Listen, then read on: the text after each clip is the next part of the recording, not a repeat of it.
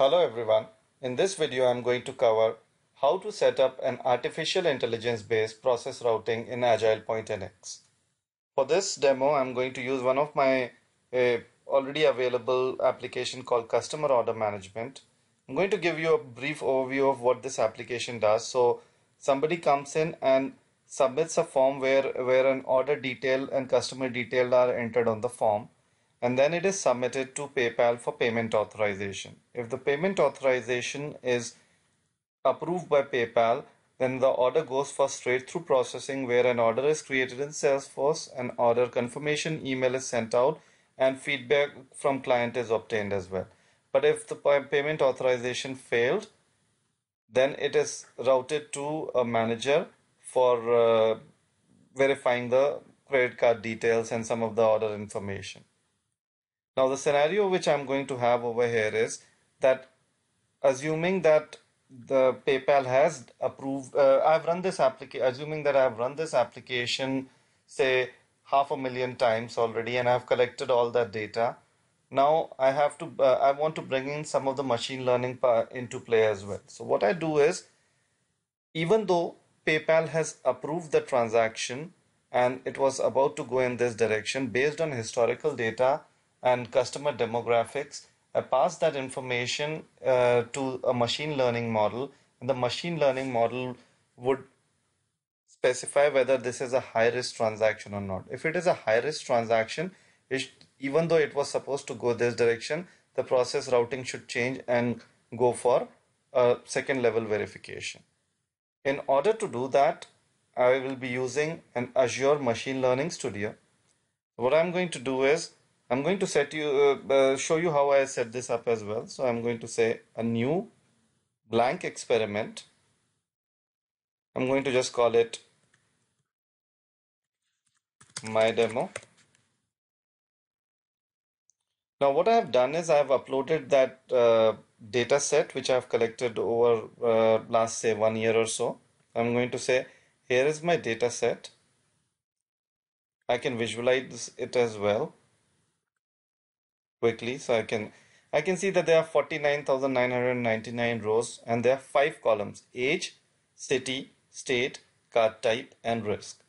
Now as the next step, what I'm going to do is I'm going to say select columns in data set. So I'm going to show you that I can filter columns out from the data set. I'm going to say out of all the columns, ignore the city column in the whole evaluation process.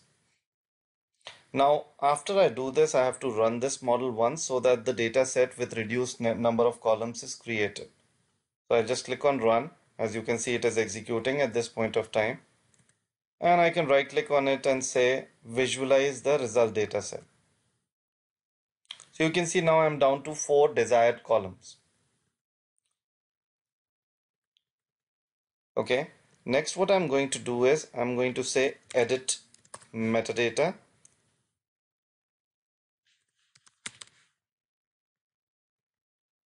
So I'm going to drag and drop that. I'm going to connect this. And I'm going to say for all columns, convert them into categorical columns. So it's based on category rather than random values. Again, I have to run this experiment.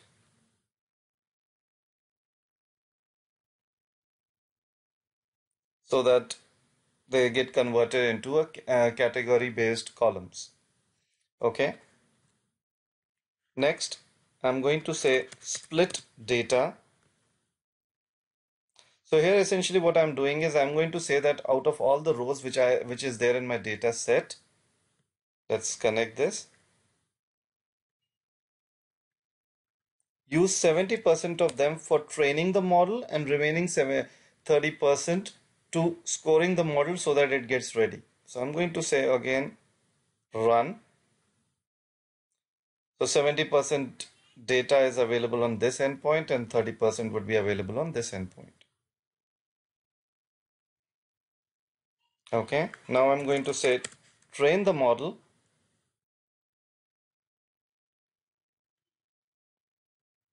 I'm going to drag and drop that, and I'm going to connect one of these endpoints.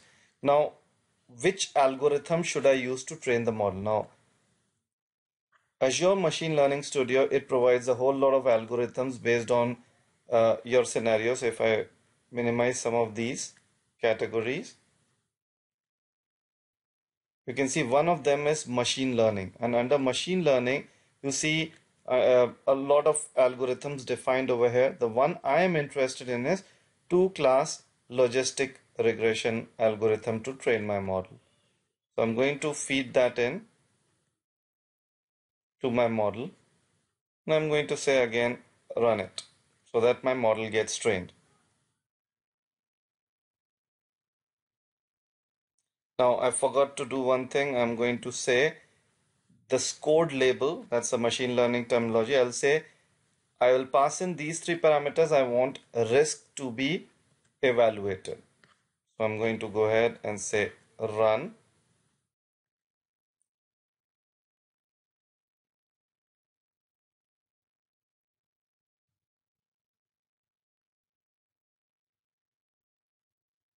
Next, I'm going to say that because the data set over here has 4 columns, but I want only 3 parameters. So I'm going to say select columns in data set again and pass it in over here and say I want to select only age, state, and card type. I'm further reducing my data set to be input to the scored model. Again, I have to run it so that the data set gets created.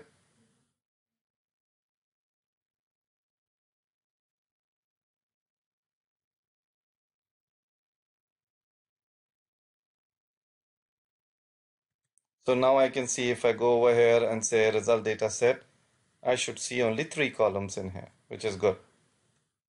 And also one more thing you would see is that it has only 30% of the data.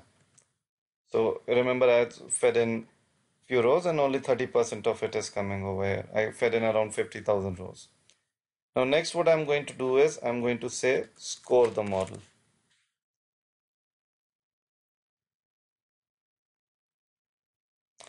And I'm going to connect the trained model as well as the eventual data set over here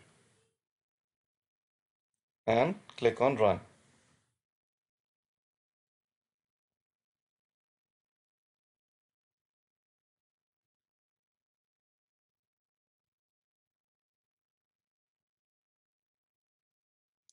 So it seems all my logic is there. I'm going to go ahead and click on save and click run once more, because once I click on save it gets into draft mode, so I have to run it once more.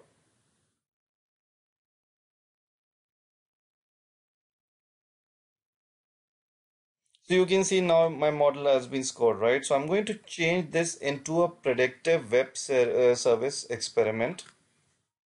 So my model has been trained. Now it is getting converted into a predictive experiment, and you can see what it has done is it has, if I zoom a little bit over here, what it did was it put up a web service endpoint for this. Now what I would say is I don't want it to go through all this column split, because I'm going to pass in the filtered data, which is already just those 3 parameters. So I'm going to delete this line and say move the web service input right over here and connect it to score the model, and it will return back the information. So again, go ahead and say run. So now I have a trained model which is ready to do my prediction of risk as soon as this experiment is completed. So there it is.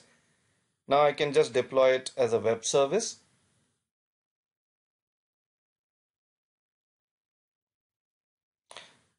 Now I can quickly test it out as well. So let's go ahead and test it out. Click on test.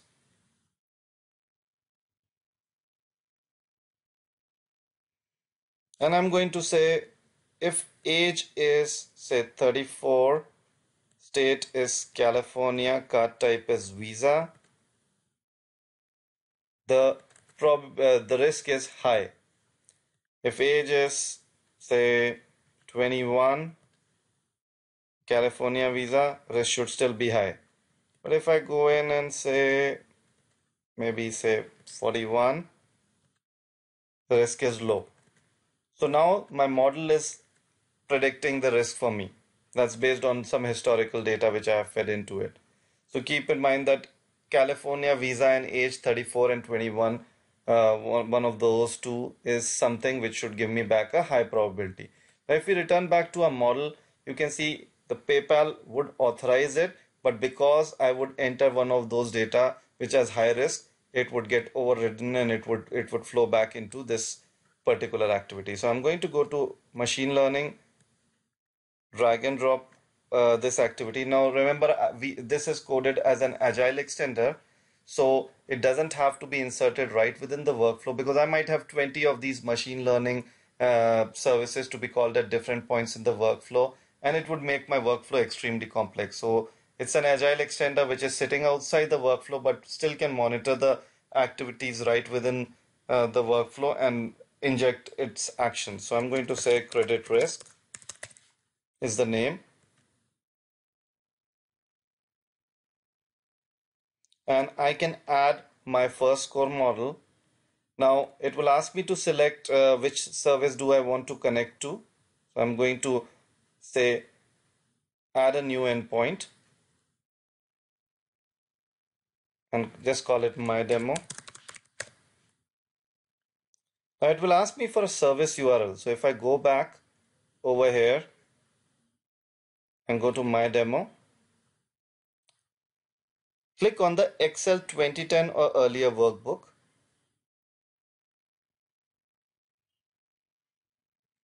and download it.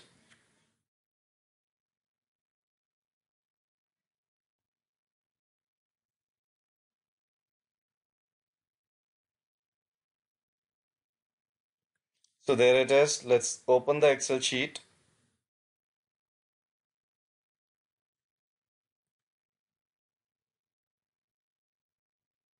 and copy these values. So here is my URL, and I'm going to go ahead and copy this in the service URL.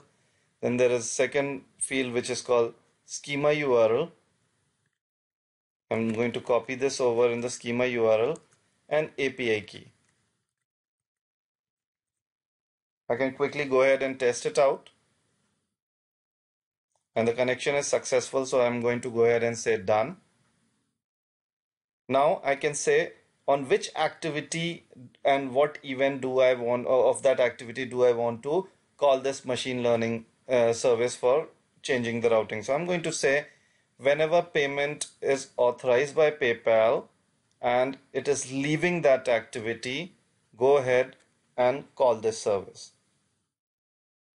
So what I'm going to do is I have a data source which has customer information. This is a Salesforce data source in my case.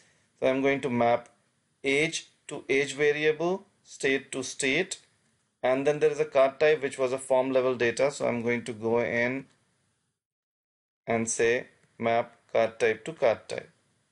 And whatever is the response, it is returned back to me as a scored label. Save it in one of the status fields. And go ahead and click save, click finish. Now let's go ahead and say save and check in and click publish. I'll just go with default label over here and close it. Now let's switch to our customer order management, my applications, and kick off a new instance of this application. Again, this is one of the forms you might have seen in one of my previous demos. So I'm going to just say John Smith. As soon as I tab out, it brings up the information from Salesforce. It captures its latitude, longitude, and the location on the map. Then it shows the previous order history.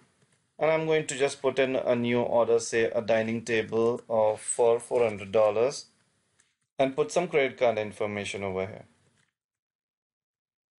I'm going to put a test credit card over here.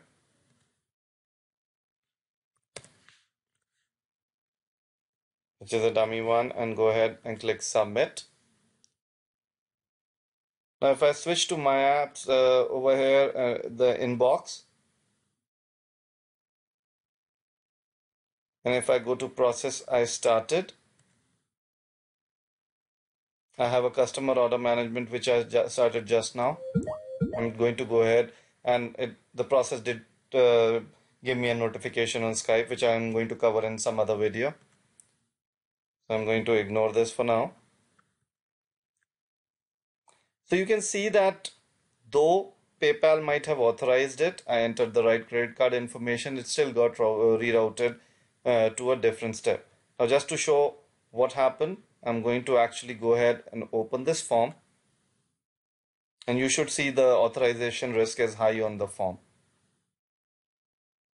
You can see that the reason it got rerouted was the authorization risk was high.